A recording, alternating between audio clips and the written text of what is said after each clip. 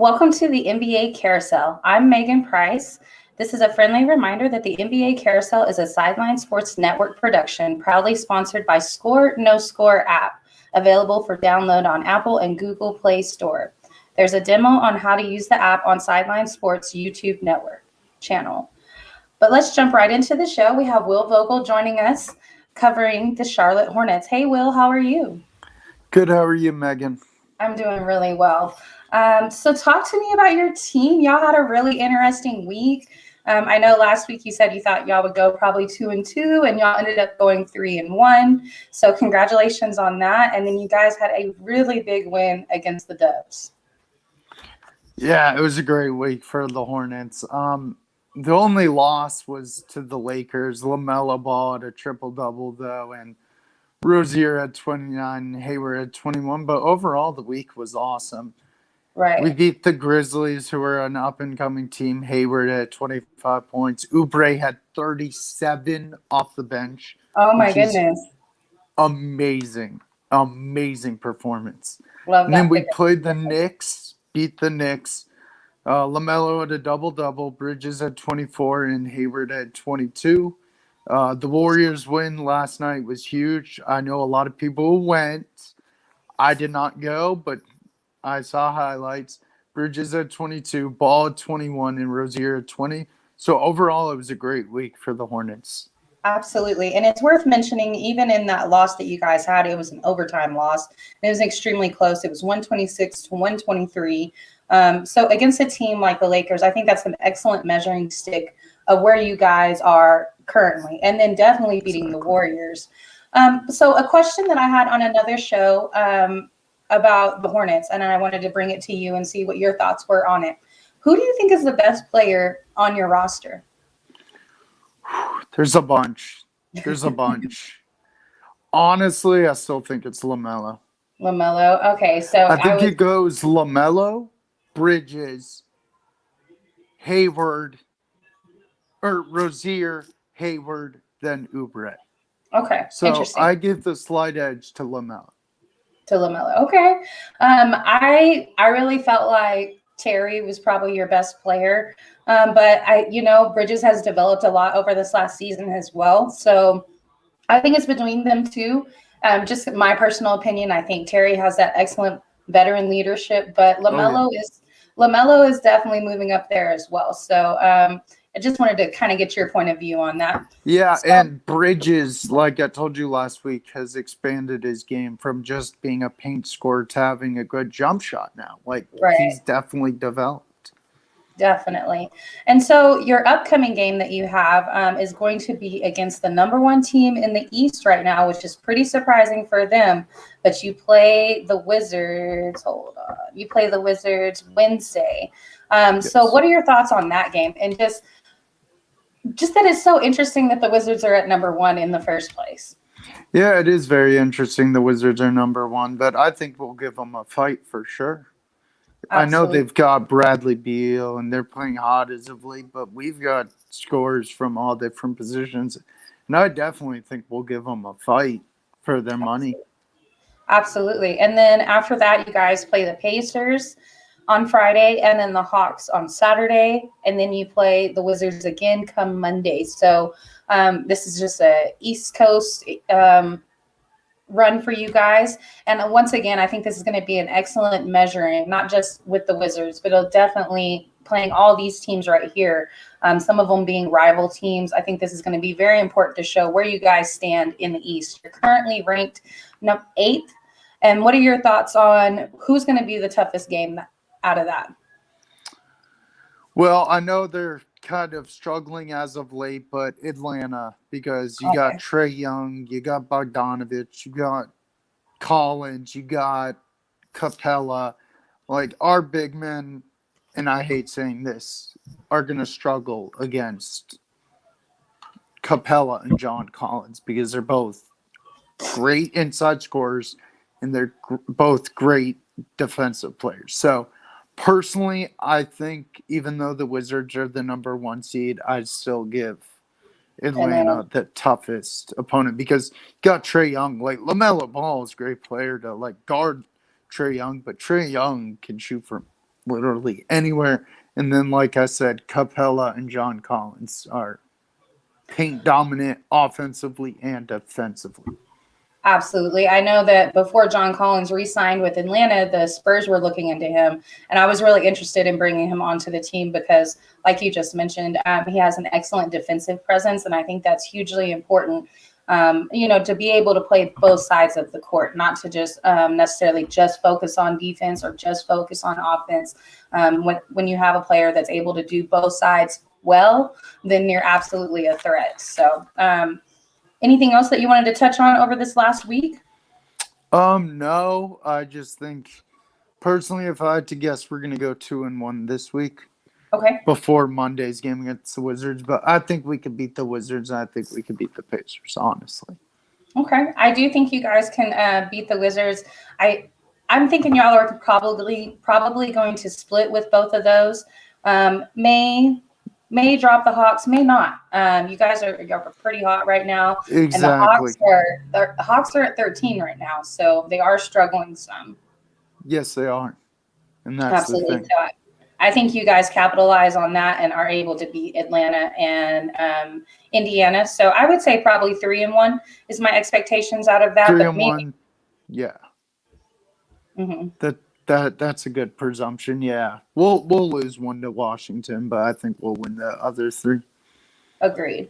All right, Will. Well, thank you so much for coming on this week. Go ahead and let everybody know where they can find you and where they can follow you. You guys can find me here on Monday nights covering the Charlotte Hornets. You can check me out on the Sip Off hosted by Megan Price. You can also sometimes find me on the Gauntlet hosted by James Tatum. All right, Will, thank you so much. We'll see you next week. Yep. All right, guys, next on the show, we have Jelani Brown, who's going to be covering the Atlanta Hawks. Hi, Jelani. Hey, Megan, how you doing today? I'm doing really well. How are you? Pretty good. Ready to talk a little bit about my Hawks. I know they're playing a game right now. Right. You guys are playing the Magic right now. They are up. It's 36-32, and you guys just started the second quarter, so it's early still. You guys have had some struggles, but if you look at the teams that you all played, it looks like you've had a tough stretch. You played the Warriors last Monday, then you played the Jazz, the Nuggets, and then you played the Bucks. So that's a tough stretch right there. Hopefully it gets a little easier. Talk to me about those games. Yeah, so Western Coast road trip was pretty tough overall. I think the Suns game made it even more tougher just because that was one that we had in the bag. I think it was about 4 or 5 minutes left. And things just started not to go our way. Trey got a tech, basically standing up for DeAndre Hunter. We weren't able to score, and then Booker got hot. So I think the way that game ended up going, which was a loss, in our favor, unfortunately, basically kind of ruined the rest of the road trip. Put them in a kind of a bad mind state. A lot of the other games were not close whatsoever, or we would lose the game pretty much in that third quarter. Right. But yes, it would just not scoring. I know with the Warriors game, we scored 20 while they scored 41. I think the Denver game we lost in the third quarter as well, and the Jazz game as well. So just inconsistent play, honestly, overall. It was we have had a tough start to the year with a pretty tough schedule playing a lot of playoff teams. But, we've also had our own struggles as well. Like, this is the first time this team has been fully healthy. Everyone's trying to kind of figure out a role, figure out kind of where they fit in. Because last year, like I said, we had so many people in and out. When playoff time came, it was like kind of like everybody had their cemented roles, but now everyone healthy, new coach and everything. It's just for everybody to kind of figure out in the first 15, 20 games. I think Nate's also doing a lot of new things with the offense as well, trying to throw a few wrinkles in there because we don't run the pick and roll as much as we should, which is obviously our bread and butter. But I think he's just trying to have them prepare for when playoff time comes, if we're in the playoffs, because we're at 13th right now. Right. Well, shockingly, I'm pretty sure we're in 13th also. Yeah, it's been rough. But so hopefully they put 2 wins back to back, or can put 2 wins together back to back. But I think he's just trying some new things out just so we don't get complacent and other guys can, like I said, if need be, kind of know their spots, know their roles, and know how to score in different ways.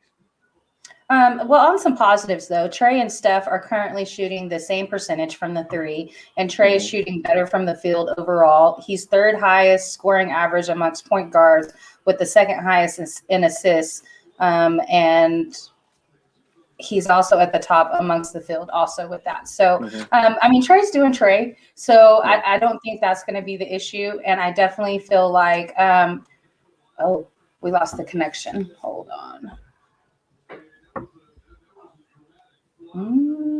You got me? Sorry. You can't hear me? There was a lost connection right there.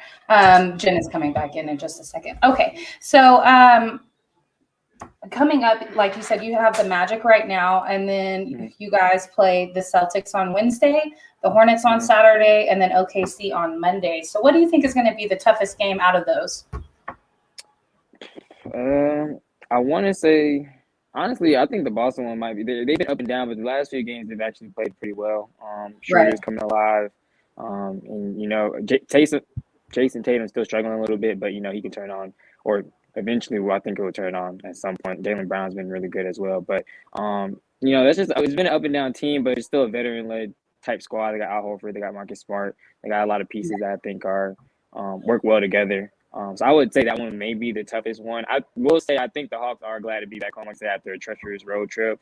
But the Hornets also will be pretty tough as well, just because they're similar. I look at them this year as kind of like us. They have a lot of young guns on that squad, right? With a few veteran leadership with Terry Rozier and Hayward as well. And I know Will was just on talking about his Charlotte Hornets, and I really like that team. Like that was one of my teams coming into this year. I said could sneak in. They probably maybe as high as a 6, 7 seed. So they do give me a little bit of problems as well. And Miles Bridges has worked on his game tremendously. Like he's doing a lot of things that we just weren't expecting him to do. We kind of felt like he was maybe inside, maybe mid-range type player, but he's really kind of shown just his range of game, and that's another thing that kind of scares me. Like I said, he's almost, I won't say he's he's not John Collins, but he's like the way he's kind of emerging. He's been probably their most consistent player this year. Just like for us, I think John Collins surprisingly has been our most consistent player this year as well. Absolutely agree. And real quick before you go, I know you got to run, but what are your thoughts on the Wizards being at number 1? I'm hoping and wishing people will start giving them a little bit more respect. I know a lot of people thought it was kind of just like not trash, but just kind of like misfit pieces thrown together on a team. Obviously, from the 3 guys that came over from LA to their squad, but I think those guys can still play. Like they have roles in the NBA. They do what they do really, really well. And them adding Spencer Dinwiddie, they're still, I don't know if he came back yet or not, but Rui Hachimura, in the fold. Like they have a lot of good pieces on that team that, like I said, just like the Hornets are coming together, and I think they just need to be shown a little bit more respect. And so we played them twice. We won 1, lost 1, but they're a really good team. I think they'll be vying for, I think eventually teams are going to start, putting it together like midway through the season. I won't say they're going to be a top 5 seed, but I do think they're going to be in the playoff mix for sure. Interesting. Well, it's definitely looking like the East is way more competitive, and like you said, deserves a little more respect. So good luck on your games this week, and thank you so much for being on. Let everybody know where they can find you and where they can follow you. Appreciate it as well. I always love to be on. This is my first one this year. Hopefully I can get on some more as well before head off to practice. But you can find me on Twitter at WTGMTN Podcast. I run a sports podcast with my co-host Thaddeus Bell. We typically try to do them Wednesdays, but sometimes we do them Sunday mornings. But we pretty much talk about everything: basketball, football, baseball, college football. So definitely check us out there, and of course follow Sideline Sports as well. Thanks, Jelani. We'll see you next time. Thank you. Have a good one. You too. All right, guys. Our next guest is going to be Jordan Long, covering the Phoenix Suns. Hey, Jordan, how are you? I'm good. It was a good week for the Suns, so that's always nice. We're on an 8-game winning streak as of right now. That's awesome. So, okay, sorry, pulling you guys up. Okay, so you guys played the Rockets yesterday and came out victorious on that. Played the Grizzlies last Friday, also victorious. The Trailblazers last Wednesday, and then the Kings, which was your closest game. The Kings are real interesting this year, so let's talk about that game real quick. It was you're right. They are interesting. We actually had almost a 20-point lead. It was 98-76 going into the fourth quarter, and I just think we, took the pedal off the gas, so to speak, and we just let them come back. But, in that quarter, they play defense. The Kings, I've been impressed with their defense. The Kings play defense. They forced us to be 4 of 19 in shooting. Kings were 9 of 17. But in the end, it didn't matter. We came back and we won that game. It was almost looking like we weren't going to win that game. But, the defense in the end prevailed. Absolutely. And then let's go back here. I really feel like that the Rockets are an interesting team, but you guys have just really dominated them. It was almost a 30-point deficit right there. And even the Trailblazers, like that was a 10-point deficit as well. So kind of looks like you guys have turned a corner from some of those struggles you had at the beginning of the season. Real quick, though, and without going into a ton of detail, just because of all the drama that's going on with your owner, do you think this is going to be something that affects the players? I think right now, when we look back at it, when we talked a few weeks ago, yes, it affected them, but now it's just more hearsay. And really, you have to focus on what's going on the court. And I think since they are just trying to block it out, we don't know exactly what's really going on. We've heard bits and pieces, but I think right now, just for right now, they are blocking it out and playing well, and it's not affecting their play. It did in the early season, but I think now they've gelled and said, you know what, we got to stick to basketball. We can't worry about what's going on in the front office or the ownership. And I guess I just question that because, CP3 was on a team. He was on the Clippers, and they ended up sitting out until he was forced to sell the team. So we just know that Chris Paul's been in this situation before, and his reaction then, not that he was wrong or anything like that, but we just know how that played out already. So I was just wondering your thoughts on that. So coming up this week, you have the Timberwolves tonight, then you have the Mavericks in a back-to-back Wednesday and Friday, and then you have the Nuggets on Sunday, and then you play us on Monday, the Spurs. So let's talk about the Timberwolves. Do you think that's going to be a tough game? They kind of started out the season kind of hot, and they've cooled off since then. I don't think it's going to be as tough just looking at what we have coming up, but you're right. Minnesota is a wild card. You don't know which team's going to show up. If they get their outside shooting and we can't get our outside shooting and they go down low, it's going to be a long game. But honestly, I'm not too worried about that game. I'm more worried about what we have coming up with Dallas and the Denver Nuggets. Right. Mavericks are sitting at 4th right now. And they have 4 losses, and then the Nuggets are right above them. They also have 4 losses, but they have 9 wins. You guys are sitting in 2nd with 9 wins and 3 losses. So very close race right there in the first couple of seeds. And those are going to be really telltale games of where you guys exactly where y'all stand, because these are the teams that you are fighting for seeding at the moment. Oh, for sure. And we know what Dallas can do with Luka Doncic, and they have Tim Hardaway Jr. and Kristaps Porzingis down below. And we know what the Nuggets can do. They have one of the top centers in the NBA in Nikola Jokic, and also Aaron Gordon plays great defense. And they're actually starting to gel without Michael Porter Jr. Plus, they're playing pretty good defense. I think they're number 1 in the entire league. They don't give up a many 100-point games. So it's going to be tough for us to actually go down inside and even outside shots. But we're also missing DeAndre Ayton. Ayton might come back tonight, at least the reports are, but with the bruised knee. But JaVale McGee can do the same things. But even so, we still have to rebound. We can't give up those second chance points. We have to play good defense too, because we've talked about this before, is that our perimeter defense is now starting to get better, but we can't allow the teams to shoot lights out from 3-point land. And I know that you're happy with how JaVale McGee has played with you guys. I think he's an excellent fit. But does this affect DeAndre Ayton?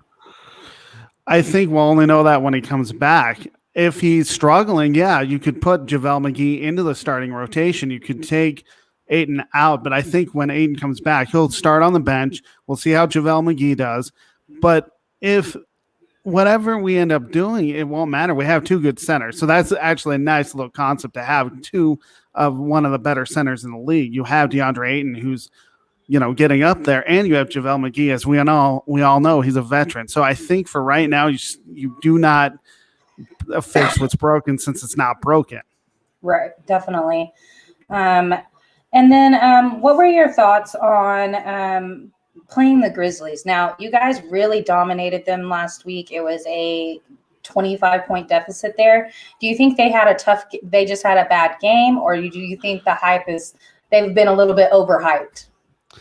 Well, Memphis is a good team. They have Ja Morant who can do a lot, but I think the fact of the matter is you never know what's going to happen on an NBA court on any given night. We just didn't let them get back into the game, really. I mean, it was 119-94, didn't trail the whole entire game. So we didn't let Ja Morant get into the game. We didn't let their offense dictate what was going on. So I think the fact of the matter is we played well in that game. We didn't let Memphis come back. Awesome. And, I know everybody's talking about Steph and how great the Warriors are, but you guys are in second. And, I think this is similar to last season. You guys were kind of quietly winning. Denver, too, was just kind of quietly winning. And as a San Antonio fan, that's something that we did for a lot. A lot of seasons we were at number 2 or we were at number 3, and we were constantly winning a lot. But nobody was really talking about us until it came time for the playoffs. So definitely Phoenix is looking well prepared to make a long playoff run, and maybe even better than last year. Like, you guys are really coming together over, especially what I've seen, like you said, these last 8 games. And that's exactly, you hit it on the head. We're quietly winning. There's no talk about us. It's all about the Lakers' struggles, and we touched on the Wizards. The Wizards are playing well in the East. And the struggles of the Bucks. There's no talk about the Phoenix Suns, and I think we like it that way. Just let us play our game. Right. There's no media hype. Just go out and play basketball and win these games. Absolutely agree. Jordan, thank you so much for coming on. Let everybody know where they can find you, where they can follow you, and we will see you back next week. You can find me here on the NBA Carousel doing both the Suns and the Denver Nuggets, mostly the Phoenix Suns. You can find me on the NFL Carousel on Thursday nights, and you can follow me on Twitter at SportsScoop1. Of course, read my blog that I write Mondays through Fridays at sportsscoop.com. Thanks, Jordan. We'll see you next week. All right, guys. Next on the show, we have Cool McCain, who will be covering the Milwaukee Bucks and the Denver Nuggets this week. Hey, Cool, how are you? What's going on? Not a whole lot. How have you been? I've been good. Can't say so much for the Bucks, but they haven't been bad either, right? Right. Well, one thing about the Bucks, and when everybody talks about the Bucks struggles right now, you guys are incredibly injured super early. But I mean, be glad to have it out of the way at the beginning of the season, And I think you guys are still an incredibly dangerous team. Yesterday, you guys played the Hawks. That was a tough game. You lost that one. Then you played the Celtics on Friday, and that was an overtime loss. And then you guys played the Knicks on last Wednesday. That was a win for you guys. And you also beat the Sixers, who are a team that are going through some locker room drama. But they seem to be in the top 5 as far as seeding generally. And they're still an incredibly tough team. Do you think that game was a good measuring stick for you guys? No. Okay. And I'll tell you why. Okay. Joel Embiid did not play. Oh, okay. Yeah. So he was injured as well. So I'm not going to, I'm not going to take away because we were missing several pieces as well. But I'm not going to say, oh, yes, a Medicine game. That shows how dangerous we can be when they don't have Joel Embiid. I'll take a win where we can get a win right now, though. So that win, as well as the win against the Knicks, definitely good games. Giannis was able to play in both of those games. Got injured. So he got injured in the Celtics game. Actually, excuse me, he got injured in the Knicks game, didn't play in the Celtics game, came back and played in the Hawks game, but he clearly was not 100%. Okay. So I think when you're looking at, you don't have Giannis, you don't have Chris Middleton, you don't have your starting center. So you've got 3 starters that are out. So I'm not surprised that we lost. I'm actually proud of the guys who did play for taking it to overtime with Boston. That shows how deep the team is and how guys like Jordan Nwora, Grayson Allen, different pieces are, stepping up a little bit into those roles because they know if I don't do it, no one else is there to do it. So glad of them for that, Definitely. Speaking of Grayson Allen, he had 21 points in that game against the Celtics. Portis had 22. So a nice look as far as those that are having to fill in for those that are injured. Coming up this week, you guys are going to be playing the Lakers on Wednesday. Then you have OKC on Friday, the Magic on Saturday, and then the Magic again on Monday. So a little bit of an easier schedule this coming up week. A little bit. Definitely the Lakers are going to be an interesting game. They have had some struggles, but they're also had some games where they're playing really well. They looked great against my team yesterday. It looks like the Spurs just can't really finish a game. We got within 2 points, but we just weren't able to defeat them. So still a team that you got to watch out for. Oh, yeah. The one thing I noticed about the Lakers specifically is you don't want to go into overtime with the Lakers. That's what you don't want. You want to beat them in regulation. If you go into overtime, I think they're like 3-0 this year. So they're playing really well in overtime. And one of those 3 is against us because we went to overtime with them in the first couple of games of the season, and we lost in overtime to them. So definitely believe that. The Magic is not looking like they're going to be a super tough team. But you guys are at 11th right now in the rankings. Do you think this reflects where you guys are currently? Like, do you think you're really an 11th seed team, or do you feel like it's just because of the injuries? It's definitely the injuries. Okay. Once everybody's back, I mean, I'm not going to sit here and say, oh, we're the best team in the East, but we're in the top 4 in the East. What do you think? It's just a matter of getting everybody healthy. What do you think about the team that's at number 1 right now? The Bulls? No, the Wizards. Oh, they did get number 1. That's right. They did. Yeah, because they So what I like about the Wizards is it's something I said on the show last year, and we talked about on the sip off as well. You got a lot of guys that now don't have to be in the shadow of greatness. You got Kyle Kuzma, you got KCP, you got Montrezl Harrell, you got some guys that came in from that Lakers organization, but now they're free.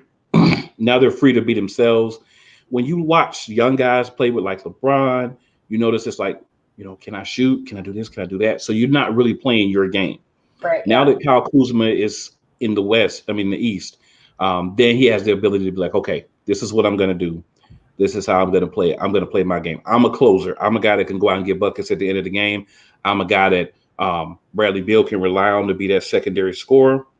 I'm a guy that plays defense. I'm a guy that hustles, and I don't have to answer to anyone. I can just go out and play. I don't have to worry about making sure that this person gets their shots, this person does that, and I'm just in one space. I don't have to come off the bench. So it brings a whole different level of energy and excitement to him as a player. And I've always been a fan of Kyle Kuzma since his early days with the Lakers when he was in the same situation, right? Right. He didn't get bad until LeBron and AD got there. No, I completely agree. I felt like he needed a real coach. I don't think much of Vogel over there. And then obviously we know what it is when LeBron's on the team. LeBron's really the coach. And so what he says goes. And, it's like Bill Belichick. Yes, he's great. Yes, he's successful, but not everybody works well in his system. Plenty of people have left the Patriots and gone on and been successful. And I think this is similar. A similar effect. Yes, LeBron is greatness, but I felt like Kuz needed to get away from the Lakers. Oh yeah, and then don't forget you got Bradley Beal there, you got Spencer Dinwiddie, so you have a good team there. I'm not surprised that Washington is playing as well as they are this year with the upgrades and changes that they made. I'm surprised that they're number 1, right? But I'm not surprised that they're playing better. I forgot that Chicago had gotten another loss, but yeah, I'm surprised that they're as high. I'm surprised as high as they are, but not surprised that they're playing well because you've done what needs to be done. You went and got guys that like, okay, if I bring them here with opportunity available, they should be able to play and develop and be and play better. And that's what they've been doing. So that's what you kind of want. Absolutely. Okay, so let's slide over to the Nuggets, another team that's doing really well at this moment. They're in 3rd in the West right now. They're 9-4. Look right here. And so most recently you guys played the Trailblazers and obviously were victorious. It was 124-95. Beat the Hawks on Friday, beat the Pacers on Wednesday, and then beat the Miami Heat last Monday. So 4-0 last week. Great week to be a Nuggets fan. And what's crazy about it is MPJ is also hurt. So he's not playing. Okay. So we're doing this without Michael Porter Jr. or Jamal Murray. But what's happened is Campazzo, Bones Highland, Jermichael Green, Monte Morris, because Will Barton also missed the last game. These are guys that are stepping up and saying, you know what, man? We didn't do it last year. Let's be honest. Denver choked in the playoffs. Correct. When they got to the second round, they choked. They hadn't been there. They had a lot of young guys that were not ready for the moment, and they faded and they choked. Their first time guys being there and they choked. But it was a very important learning experience for them. It taught them, hey, there's going to be games where you're not going to have everyone. Are we going to give up games, lay down, and get beat up because we don't have everyone, or are we going to go out and execute? And that's what they've done. And Nashawn Highlands has been playing very well. He had a career high 18 points last night. The bench had 63 points. So the the bench had 63 points. Yeah. So they were out there playing really well. They just adjusted to what they had. They move the ball a lot. They give the ball to the open net guy. They're not worried about one person getting this or one person doing that. The one problem that the Nuggets still have is they don't truly have a backup center that can do what Nikola Jokic can do. Right. Najee, he's fine, but he's just energy. Yeah. Well, I think that when we had Plumlee a few years ago, he didn't have the same skill per se, but he could do the same things. But we've never brought in another guy that, can really do the high handoff, can turn around, make the jump shot, can score, can kind of facilitate the offense and make a good pass if need be. We haven't really had another guy like that since Plumlee. So that's one reason why I was a little disappointed when he left. Didn't really say anything because I thought we could replace it. But we have, just in a different way. The second unit, they run, their energy. Najee, he's more of a banger, still a developmental project right now. But he's still playing. And we even got a Bowl sighting last night for all the Bowl fans. Right. Okay, so this most recent game that you guys played yesterday against the Trailblazers, it was 124-95, right? Do you think the Trailblazers have fallen off, or do you think you guys are just on a good streak? Like, do you think you're that much of a better team? Do you think Portland has fallen off? Well, I have to give them a caveat as well because, they didn't have Damian Lillard. Yes. Yeah. I'm seeing that. So their top scorer was CJ. And then let's see, Simmons was their next highest scorer. So yeah, they weren't quite prepared to play you guys. Yeah. This week coming up though, you guys have a tough week. You got the Mavericks today. You got the Sixers on Thursday, and then you have the Bulls on Friday, and then the Suns on Sunday. So tough week. What do you think your record's going to be this week? So I'm going to go out on a limb. I'm going to say I think we can beat the 76ers. The Bulls are playing tough. I just don't know how deep they are. So I'm going to put a question mark there. I think we could beat the Suns. We're going to match up against them real well.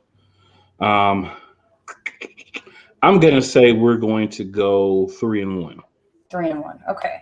I personally think the Mavericks are going to be a really tough game. They're right below you guys in the standings, and they're only one game out from you guys. Like, y'all have the same amount of losses. Y'all just haven't played the same amount of games. So, they really didn't do a whole lot to their roster.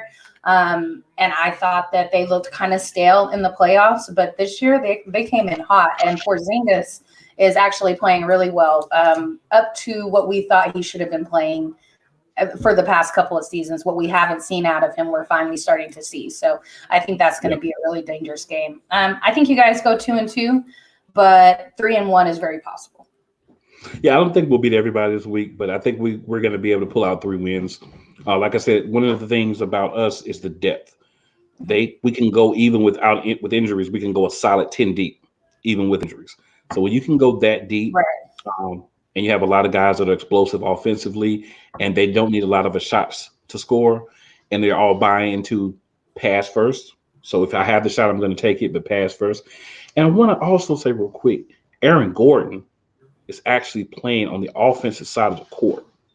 He is hitting turnaround jump shots, attacking the goal. It's so refreshing to see him look more like Aaron Gordon from the Magic, and that's kind of what we wanted. So that's great, and that pickup's even looking better now as he gets more integrated into the team and the offense. Awesome. Well, good luck on your games this week. Cool. Let everybody know where they can find you, where they can follow you, and we will see you back next week. Yep, you can find me, of course, here on Monday nights. You can find me on the Sip Off on Thursday nights, hosted by Megan Price, Anthony Hollywood Brown, and Jahan Phillips. Friday nights, of course, playcallersportstalk.com, 7 p.m. Eastern Standard Time. All interactive, all sports, all the time. Thanks, Cole. We'll see you next week. For sure. All right, guys. Next, we have Jay Nelson, who is going to be covering the Houston Rockets. But real quick, I want to give you a friendly reminder that the NBA Carousel is a Sideline Sports Network production, proudly sponsored by Score No Score app, available for download on Apple and Google Play Store. So we should. Hey, Jay.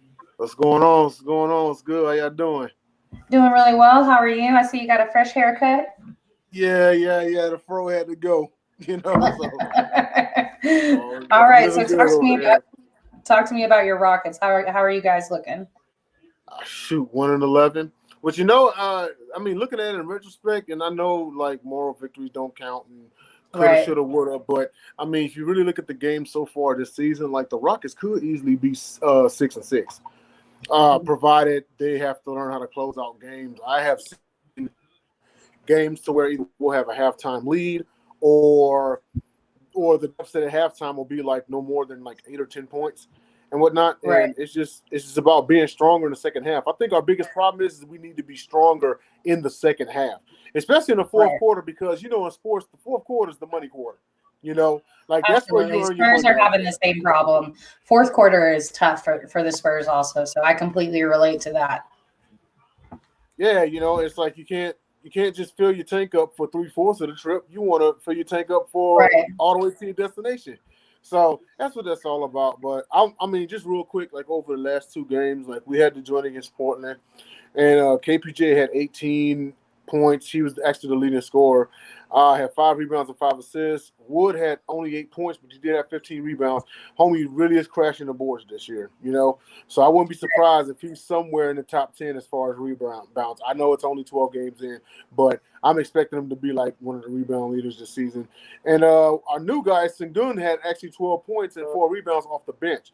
So he's already coming in and turning a few heads out there. And then and also may I mention that after the game, Damian Lillard actually said that Jalen Green was his favorite rookie right now. So that's some pretty good big ups from Dame time and whatnot. And especially considering in the Detroit game, that was another one where we kind of ran out of steam in the fourth quarter, Right. They say the highlight was that dunk that Jalen Green had, and in the smack talk, he let him know about it and everything, But there's that. Then there's the one against Phoenix. That one, we just flat didn't show up. Wood had 17 and 8. KPJ had 12, 6 and 6, and Green had 12 points. I know the story has been about Wood and Jalen Green, but really look out for KPJ this year. Because in the second half of last season, he was coming about, and now I think he kind of feels like he rounds out that big three. Mm-hmm. So you figure out, because let's face it, Wall's not playing for us anymore, and that's fine. I appreciate what he did for us and all, but Wood, Green, and KPJ, that's going to be the new big three. And I think that if Steven Silas is smart, he will revolve the offense around those 3. It's hard to tell if you want to revolve it around Wood or Green. I think he's still kind of filling things out, but for the time period, there's nothing wrong with, okay, guys, these are the 3 right here, Right. Because these are the guys that are constantly lighting up the scoreboard for Houston. We can just get a win. I feel better about things. Understand. What are your thoughts on the Wall situation? I had a conversation with somebody last week, and I kind of felt like it was Wall not wanting to play, like he's done with Houston. But then Houston has also come out and said that they're not going to play him because they want to keep his trade value up in case he gets injured. So what are your thoughts? Do you feel like it's mainly Houston, or do you feel like it's a combination of both of them, or? I think it's a combination of both. I think that on one end of the spectrum, Houston does want to go younger and literally rebuild, like start from the ground up. There's nothing wrong with that. And then I also think that Wall wants to go to a contender because he's been in it, long, and he wants that ring now. And he's not going to find one in Houston in the next 2 years, so I don't blame him for wanting to split. He's at the point in his career where he wants to go to a contender, and that's fine. That's absolutely great. I can't be mad at how does the phrase go? I can't be mad at the next man if he provides you with something that I can't. Right. Yeah, absolutely. And, you know, to be fair, when he came to Houston, Houston looked a lot different. So, you know, what he thought he was joining up with it isn't there anymore. You know, Harden's out, Boogie's gone. Like, it's completely Depot, different. yeah. Yeah. Exactly. Because remember, at this time last year, the big three was him, Depot, and Boogie. Well, Right. Boogie and Depot didn't even last all of last year. So who's he really got? Nobody. But you know, I like the energy that you guys have. Like we touched on, you know, fourth quarter is a big problem, and it's relatable even with my own team.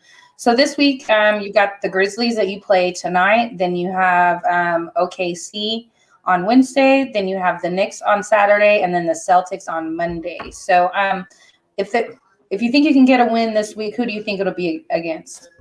OKC. Yeah, probably so. Even though they have some interesting games, like you just never know what OKC team is actually going to take the court. We all know SGA and Dort can absolutely shoot the ball, but they're not much of a defensive team whatsoever. Yeah, OKC actually has been that team over the years that always seemingly gives Houston fits no matter how bad or good that they're doing. Mm-hmm. I remember when we had them in the playoffs back in – man, I think this was like 2012 or something like that. Mm-hmm. But KD was injured for the first round, and we had him in the first round, and Westbrook lit us up. You know, right. It's something about OKC. They always give us fits. So I'm not ruling. I'm not calling it a guaranteed win. But of the next four, if Houston were to get a win, it'd probably be against OKC. They've got a young squad like we do, and like the Pistons. You know, it's just a matter of who's going to show up that day. Because who knows? Right. The next time we play the Pistons, it could be us. You know, the next time we play OKC, it could be them. So, you know, it's just young ballers out there just trying to get out there. And I, you know, you can't be mad at good competition and all. You figure it's going to be worth it once you actually get to the playoffs. Agree. Definitely agree. Well, good luck on your games this week, Jay. Let everybody know where they can find you, where they can follow you, and we will see you back next week. All right. Well, you can find me here on the NBA Carousel on Monday nights, hosted by Megan Price and produced by JB Ellis. You can also find me on The Gauntlet on YouTube and StreamYard. That is co-hosted by myself, James Tatum, Dom, and Tyler. Also, you can find me on Roku at Visual Dramatics. You got everything all set up with Lacey, right? Yeah. Okay, awesome. So basically I'm covering the Houston Heat for the Women's National Football Conference, and I got connected with Lacey O'Neal, who is a defensive tackle, an all-pro defensive tackle for the Houston Heat. I'm also going to be working with her media-wise also, so she's kind of wearing two hats. So she's going to be on the field, and she's going to be interviewing her own players too. So awesome! I can't wait to talk to her. We set it up for next Wednesday, so the day before Thanksgiving, and we will be on 806 Sports together. Okay, then awesome. Yes, definitely shoot me the link and then keep me in the loop about that. But yeah, y'all can find me on there. Shout out Craig Davis, shout out Marshall Hill, my Uncle Mitchell Kings fam. Also find me on the Sip Off on Thursdays, hosted by Megan Price, Anthony Brown, aka Lawrence Mason, and Jahan the Civic Phillips. Hilarious. Thanks, Jay. We'll see you next week. Hey, thanks for having me on. Absolutely. All right, guys. Next, we have Tyler Ingram, who's going to be covering the Chicago Bulls. Hey, Tyler. Hey, what's up? How are you? Oh, I can't. You can't hear? I can't hear you. Go to Dom, and then I'll come back. Okay, no problem. All right, guys. Next, we have Dom, Detroit Dom, who's going to be doing the Pistons. Yo. Man, you had an interesting week. Your team had a very interesting week. We tripled our win total since we last spoke. Awesome. From 1 to 3. Hey, but you know what? You got to take them how you can get them sometimes. It looks like you guys are improving some. So out of those wins, you guys beat the Raptors, who are they're looking really different this year. They're not the Raptors that we've seen over the last few years. They're up and down. Yeah, definitely. You guys were able to beat them 127-121. And then you lost to the Cavaliers, which isn't too surprising. The Cavaliers are a pretty decent team this season. I told you they had our number, didn't I? Definitely. They still do. And then you guys pulled out a win against the Rockets. It was like the battle of the rookies. And it did not disappoint whatsoever. Very exciting game. Tons of smack talk. But I liked what Cade had to say. He said it was all entertainment, that it's just for the entertainment. And so I like that out of him. Absolutely. I didn't know that game was on national TV until about 5 minutes before tip-off. I was literally scrolling down the screen like to Fox Sports Detroit or whatever, and I'm like, oh, it's on ESPN. Right. So talk to me about this Raptors game, though, that win. What did you think about that game? Well, literally almost everything that I said would happen this week, or everyone that I talked smack about, it was like they heard and did everything that I said. So I'm feeling pretty good about that. Jeremy Grant was solid against Toronto. Isaiah Stewart played great. He had like 20 points. That was, he was already starting, but he got extended minutes because Kelly Olynyk's out for 6 weeks now. Killian Hayes played great against Toronto. If he could have, if the Pistons would have shown him the Russell Westbrook treatment, he probably could have got 3 meaningless rebounds towards the end of the game on clear outs after free throws and got a triple-double. Because he had 7 rebounds with like 6 minutes left in the fourth, and unfortunately he finished with 4, or with the same 7. But I don't care about stats because I'm not Russell Westbrook. I care about wins. Well, yeah, I agree with that. I do like stats, though, too. I'm a numbers person. Probably my favorite player on y'all's team is Saddiq Bey, who looked really good in that game also. He had 16 points and 8 rebounds and 5 assists. So he's looking like he's developed some as well. He's in his 2nd season. What are your thoughts on him? He played well that night. He played terrible the game before against the Cavs. He had himself a Jeremy Grant game. Made 1 shot out of 12, 1 of 12, 0 of 5 from deep. He's balling tonight, but we're losing by like 25 to Sacramento because Bay and Cunningham are pretty much the only ones that are shooting. Everyone else is kind of cold. They've got Jeremy Grant pretty much locked up. They're not letting him do anything on the inside. And when you turn this team strictly into a jump shooting team, it's not a good thing. Like, we're last in the league in 3-point percentage, yet we still keep hoisting them up. I like Saddiq Bey a lot. It's an interesting story because we're playing the Kings tonight, and apparently either us or them are sniffing around Marvin Bagley again. I know the same thing happened last year, and I don't know if it was us that reached out or they reached out to us. But they asked about Saddiq Bey, and we pretty much told him to get bent, which I agree with at the time. Right now he's got 23 points, so he's definitely he's having a great game. But the score is 95-70. So I don't know necessarily that that's a measuring stick for your team, though. Sacramento's playing pretty well this season. And let me look and see where they are in the standings. I think they're a couple games over 500. They're in at 11th, so they're a couple. They're like 7-6 or something. 5 and 8. Oh, worse than I thought. Yeah, worse than I thought too. Oh no, that's you guys. No, that's them. 5 and 8. That's them. We certainly don't have 5 wins. All right, so you guys are playing them tonight, and then you have the Pacers on Wednesday, the Warriors on Friday, the Lakers on Sunday. What are your thoughts on those games coming up?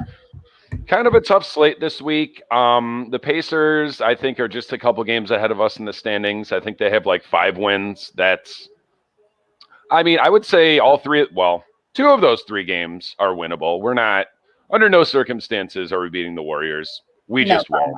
The Lakers look very beatable lately, so I'm excited for that game. As far as the Pacers game goes, it literally just depends on if we're hitting our shots and we're not being too careless with the ball on offense, because we have a lot of young player, and even some of the ones that aren't so young anymore, like Josh Jackson, we're very turnover prone. I think we've got close to 20 already tonight, and a lot of games that we lose. I mean, it's much like any sport, basketball, football, you name it.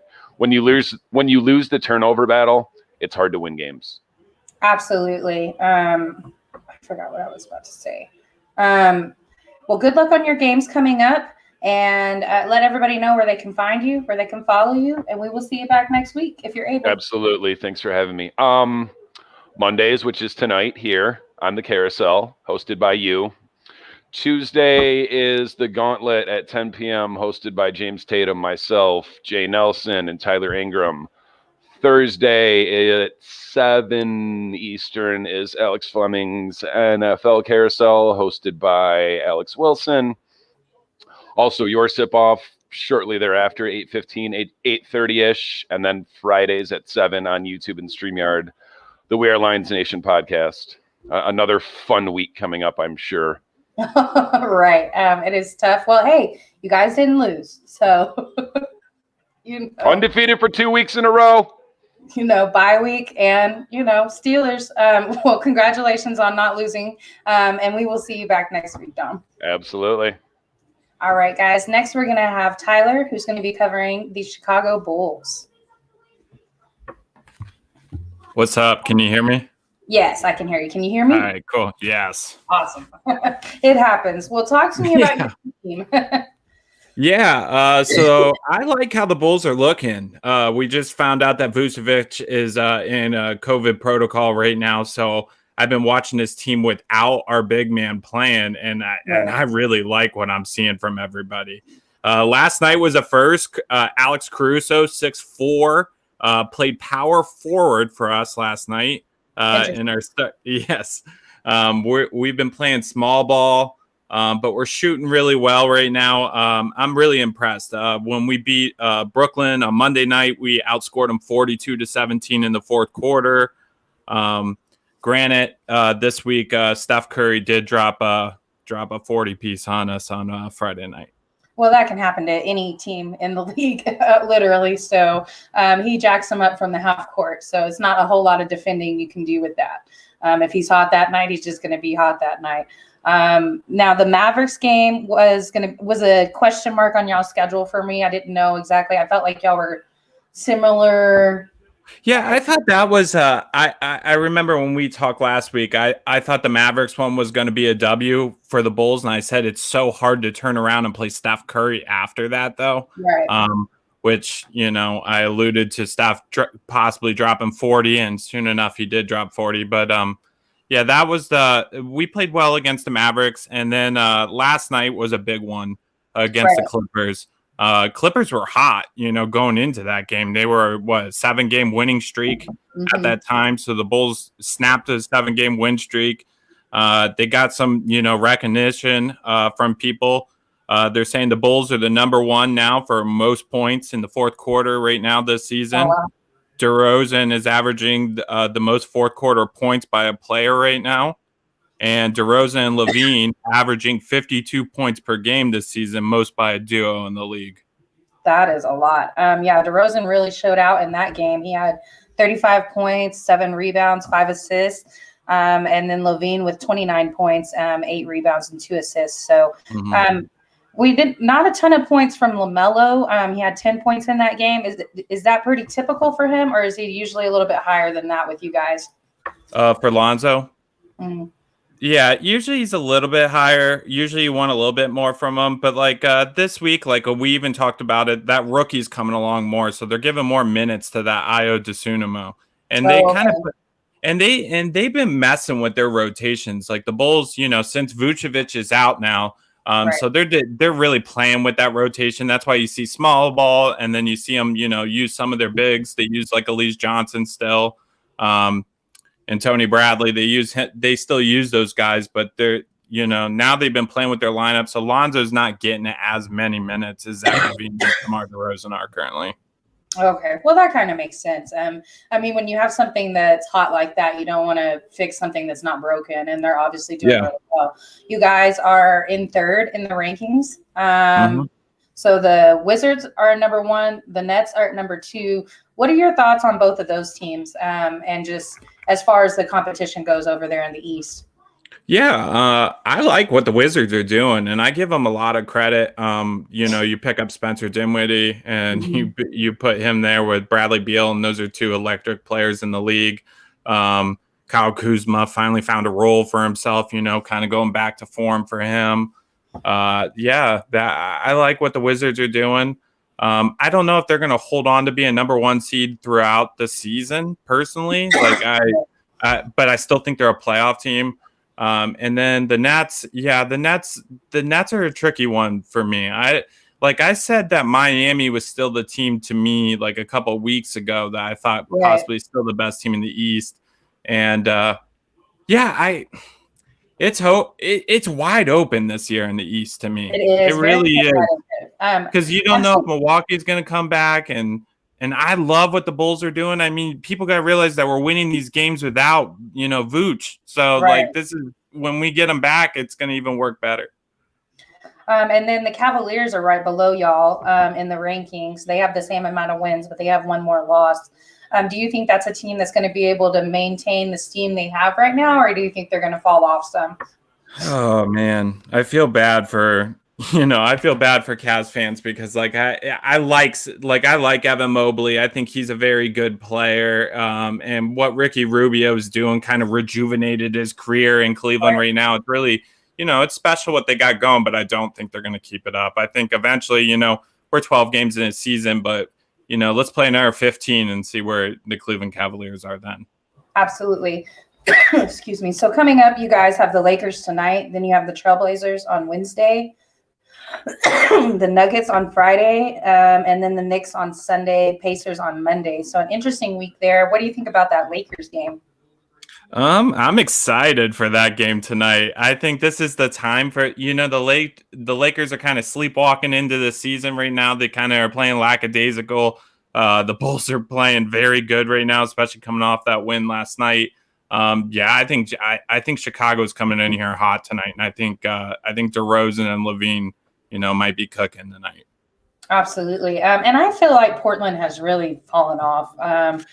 I don't know if Dame's going to be in that game. I would say the game that's interesting, the tough one to me would probably be that Nuggets game. Cause these are all 3 road games, and they've been playing on the road. They played the Clippers last night and they played the Warriors as well. So they're trying to get home, which won't be till the next game. So I think that Nuggets game is dangerous because, it's the end of a road trip. You're about to go home. And then the Nuggets have bigs. So, the Bulls not having Vooch, that might be a liability in a game against Denver. Definitely. And then the Knicks also, that's going to be an interesting game. And they're pretty hot this year also.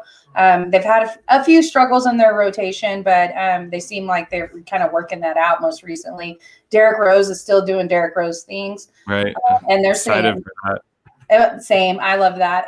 And just I love Tibb and I love them together. I really liked them in Chicago, and I'm glad that they were able to work it out somewhere else. But your thoughts on Billy Donovan? Do you feel like he's doing the right rotations with you guys?